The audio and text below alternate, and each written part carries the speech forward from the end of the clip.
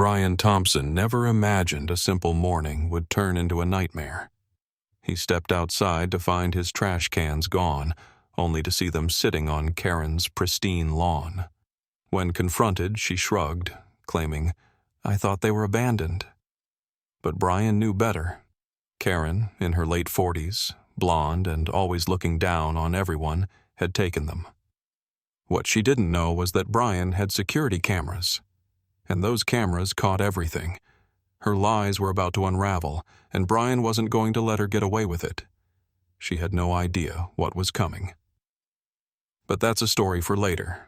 Let's start from the beginning. It was early Tuesday morning when Brian Thompson pulled his car into the driveway after his routine morning at the office. The sun was still low, casting long shadows across the neatly manicured lawns of his suburban neighborhood. His small, yet well-kept house stood proudly at the end of the block, with a row of vibrant flowers lining the front yard and a few rustling trees swaying in the gentle breeze. It was an ordinary neighborhood, the kind that felt safe, predictable, until this morning. As Brian stepped out of his car, his gaze naturally shifted toward the front of his house, where his 2 trash cans typically stood, one green for recyclables, one gray for regular waste. But as his eyes scanned the driveway, something felt wrong. His trash cans weren't where they were supposed to be. Confusion flickered across his face, and he walked toward the curb, his eyes narrowing. He checked both sides of the driveway, peering into the neighbors' yards, hoping to spot them somewhere out of sight. But then his stomach dropped. In front of Karen Simmons's house, the neighbor he had always found overly critical, were his trash cans, sitting proudly on her pristine lawn. Karen, a woman in her mid-40s, was well known in the neighborhood for her need to control everything. She prided herself on having the perfect home and often had something to say about the way others maintained their properties. Her impeccable front yard and meticulously pruned bushes were her crowning achievements. Her hair, always perfectly styled, was a golden blonde, and her sharp blue eyes had a way of sizing people up. She wore a crisp white blouse and high-waisted jeans when she tended to her garden, exuding an air of superiority. Brian, a father of 2 young children, had always kept to himself, but had exchanged pleasantries with Karen on occasion. But this wasn't a casual misunderstanding. This was outright theft. His trash cans, which had been outside his house every week for years, had been taken without permission and placed in Karen's yard. The audacity of it hit him like a punch to the gut. He stood there, frozen for a moment, staring at the cans.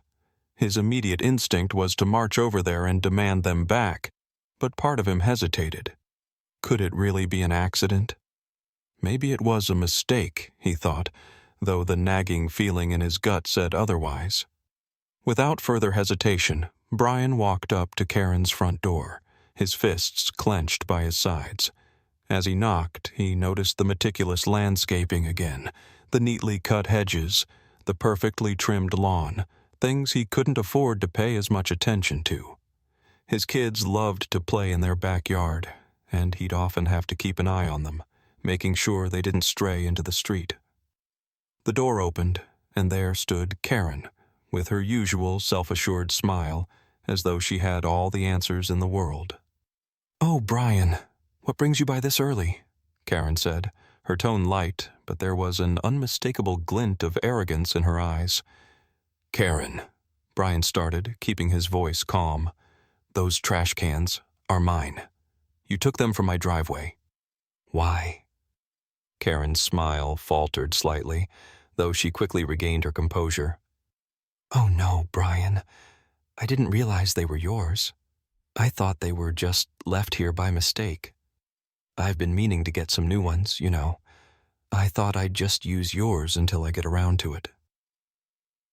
Brian's heart raced as she spoke. He knew she was lying. This wasn't a case of mistaken identity. He could see it in the way she avoided eye contact and kept shifting her weight between her feet. The trash cans had his name on them, his family's name, etched into the side of each one. "I don't buy that for a second, Karen," Brian said, his frustration rising. "Those are mine. You can't just take my things and claim them as yours." "Oh, come on," she replied, her voice dripping with feigned sweetness. "It's not a big deal, Brian. Don't make such a fuss. Just take them back and everything will be fine." Brian's jaw tightened. There was no way he was letting this go. He had worked hard for everything he owned, and Karen was not going to get away with stealing his property. "Fine," Brian said, walking back toward his driveway, his blood still boiling. "But don't think this is over." He was determined to get his trash cans back, but deep down he knew this was more than just about trash. It was about standing up for himself, for his family, and for his right to live in peace without someone like Karen trying to take advantage of him. As he stood at his driveway, staring at the spot where his trash cans used to be, he realized this was just the beginning. There was no turning back now. Brian's anger only deepened over the next few days as he stewed over Karen's audacity. He started taking action. He walked up to the local security office and reviewed the footage from the cameras near his house.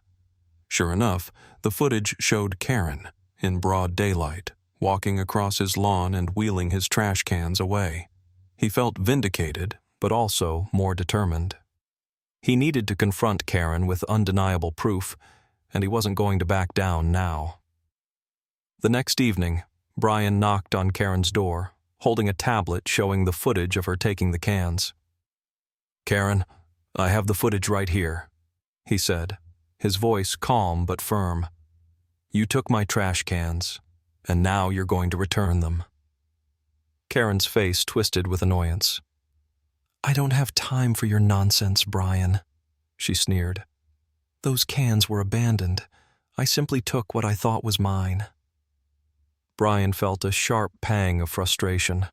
She was still lying, trying to wiggle out of the situation. "Don't think this will be swept under the rug. I'm taking this to the HOA. But that wasn't enough. The HOA, as usual, was indifferent, siding with Karen, a member in good standing. But Brian wasn't going to let it go. It was time for him to play his trump card. Brian consulted with a lawyer, determined to prove that Karen had stolen his property. He sent a letter to the HOA demanding that they act and pointing out how Karen's actions had violated the neighborhood's rules. But the HOA responded with apathy, as if Karen had some sort of immunity. Karen, now feeling emboldened by the HOA's lack of action, began mocking Brian whenever they crossed paths. She'd smirk at him from her porch, calling him petty. "You can't prove anything, Brian. Just let it go," she would say, taunting him. But Brian wasn't backing down. He gathered his evidence, strengthened his case with the security footage, and presented it to the HOA board one last time, this time with the threat of legal action. The HOA finally agreed to investigate. They convened a meeting, and as the video was played for the board, Karen's smug confidence crumbled. She tried to interrupt, but her excuses were weak and unconvincing. Her lies were exposed. The HOA had no choice but to act after seeing the irrefutable evidence. Karen was forced to return the trash cans and publicly apologize to Brian. The HOA issued a formal reprimand, and it became clear that Karen's reputation in the neighborhood would never be the same. Brian stood tall, knowing he had fought for his rights and refused to be bullied by Karen. He didn't just win his trash cans back. He sent a clear message that no one, not even the most powerful in the neighborhood, could get away with such brazen theft.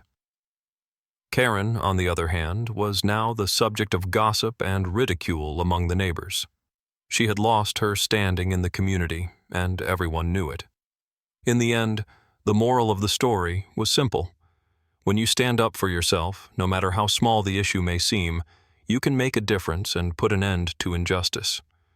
Brian's victory wasn't just about the trash cans. It was about making sure that no one, not even a neighbor, could take what wasn't theirs and get away with it.